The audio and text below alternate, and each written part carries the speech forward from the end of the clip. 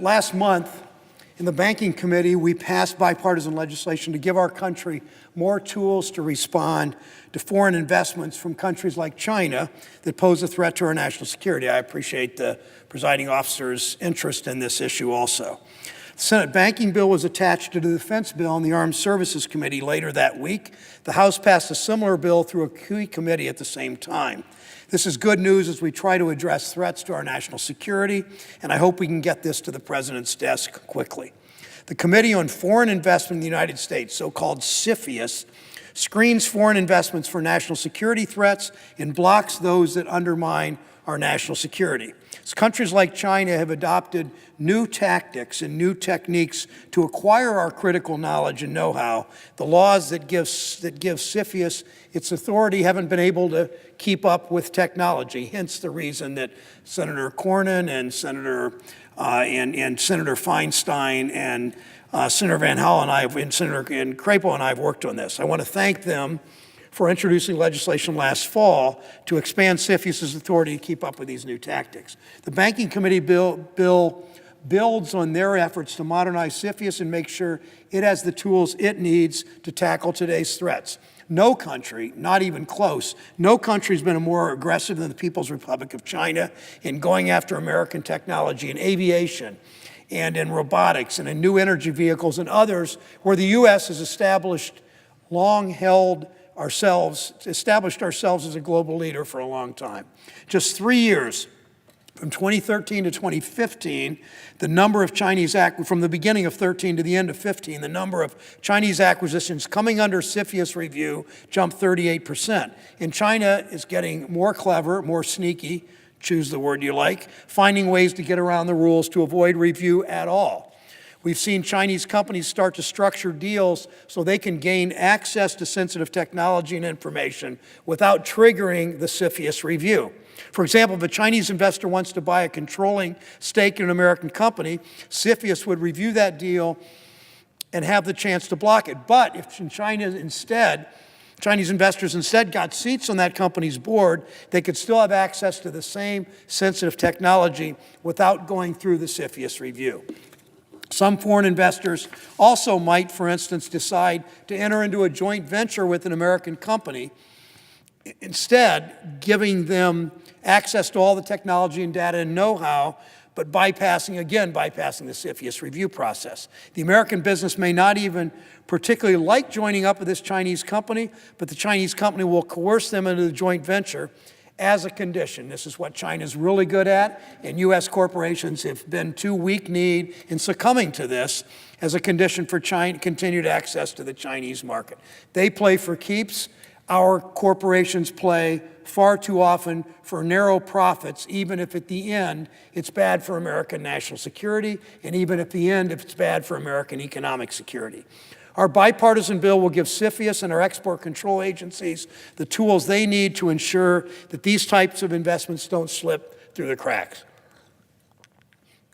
The bill strengthens the CFIUS review process, the export control laws, and enforcement of both, particularly when it comes to critical technology and investments from state-owned companies. But so often, and as important as these updates are, CFIUS was created to deal with national security threats, but can't do any more than that. Right now, we have no way to evaluate deals that may pose a threat to our economy.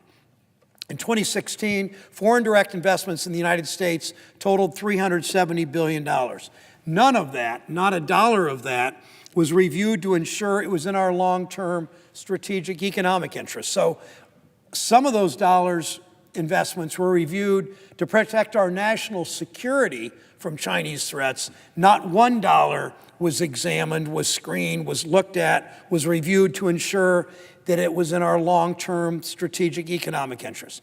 That's why I've joined with Senator Grassley to introduce the bipartisan U.S. Foreign Investments Review Act. It would empower the Department of Commerce to begin screening all types of large foreign investments for their long-term economic impact and consequences for American workers and American businesses.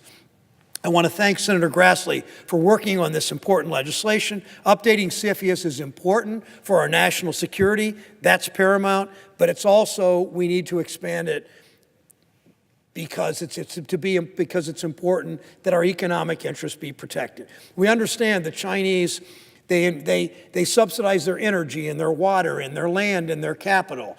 They often are state-owned enterprises. They are able so often to come into our markets and simply break international trade rules, but put our companies out of business and throw our workers out of work. We've seen foreign investments here that have raised serious concerns, including worries that those companies are pursuing investments for the sole reason or the principal reason to undermine American industries and give their own companies an unfair advantage. Again, some of these companies are owned or controlled by foreign governments, but they're also, when it's Chinese especially, their water and their land and their capital and their energy are subsidized, taking away our ability to compete, because we don't do that. We took a first step with an amendment in the CFIUS reform bill. For the first time, the Department of Commerce, in this bill that the presiding officer and I worked on in the Banking Committee, for the first time, the Department of Commerce will be required to study what American companies China is buying and in what sectors, so we can begin to assess how big the threat is. Now we need to move forward in our comprehensive bill. We surely know that there are Chinese investments in the presiding officer's state of Louisiana, my state of Ohio. There are Chinese investments coming in that could, in fact, undermine our economic security, could cost our companies business, could cause some businesses to go out of business because of Chinese subsidies for their investments, and ultimately put workers in Louisiana and Ohio and elsewhere out of business. It's simple. Before we do business with a foreign entity, whether it's the government of China or whether it's companies subsidized by governments in that part of the world, for instance, let's make sure it will create jobs. Let's make sure it will grow the U.S. economy. Let's make sure it will not undermine our national security or American industries. We're already behind when it comes to protecting our economy from Chinese investment. I welcome investment from around the world, but I don't welcome it if it's going to undermine our national security, and I don't welcome it if it's going to put American companies